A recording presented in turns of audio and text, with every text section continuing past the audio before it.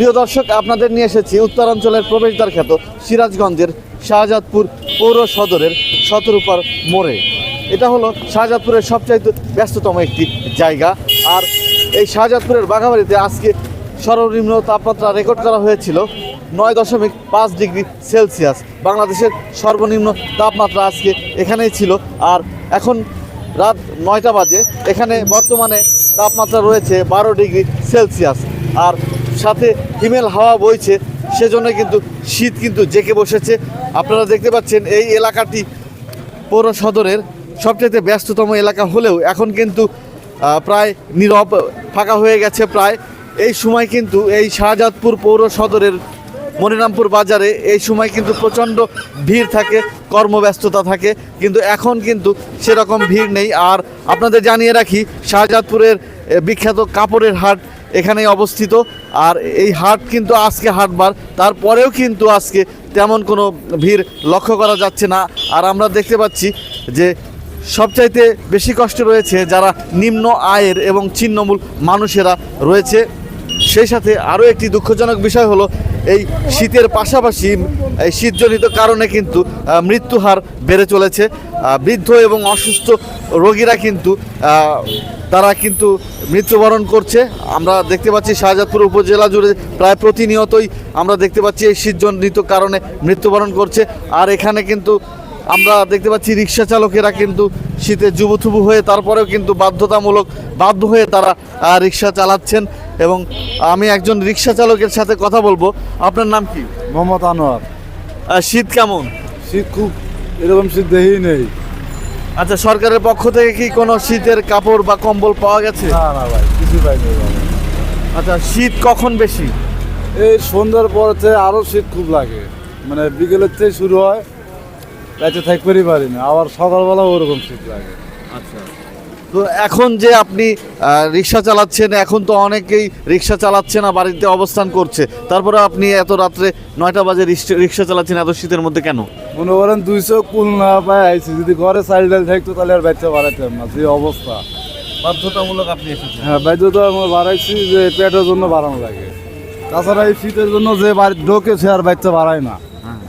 ধন্যবাদ। প্রিয় দর্শক, আপনারা শুনছিলেন যে আসলে এরা কিন্তু পেটের দায়ে এই কনকনে শীতের মধ্যে তারা রিক্সা চালাচ্ছে এবং পরিবার পরিজনকে মুখে আহার তুলে দেওয়ার জন্য।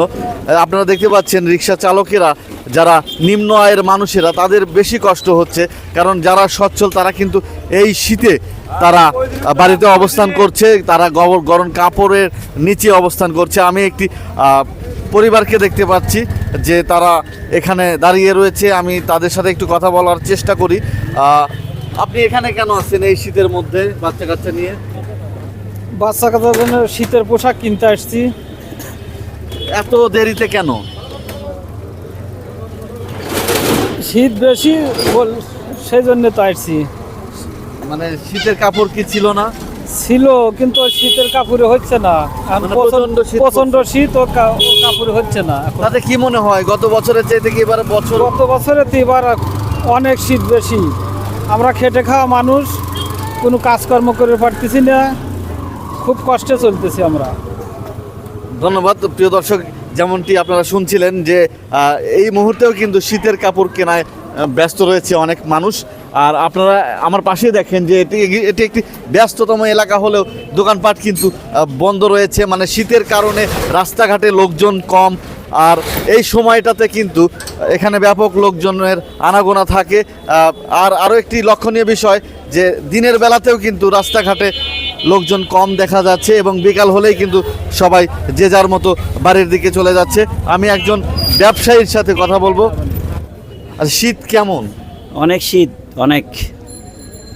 আচ্ছা, এই শীতের কারণে কি ব্যবসা বাণিজ্যে প্রভাব পড়ছে? হ্যাঁ, শীতের কারণে ব্যবসা বাণিজ্যে প্রভাব পড়ছে, জনমনে খুব আতঙ্ক। শীতের জন্য মানুষ ঘর থেকে বের হতে পারছে না, ব্যবসা বাণিজ্য স্থবিরতায় এসে পড়েছে, মানুষের ইনকাম সোর্স কমে গেছে, মানুষ রাস্তায় বের হইলে লোক পাচ্ছে না, ছিন্নমূল মানুষগুলা কর্ম নাই, আমাদেরও দোকানে ব্যবসা বাণিজ্য কমজোরি, কাস্টমার নাই, ক্রেতাহীন বসে আছি।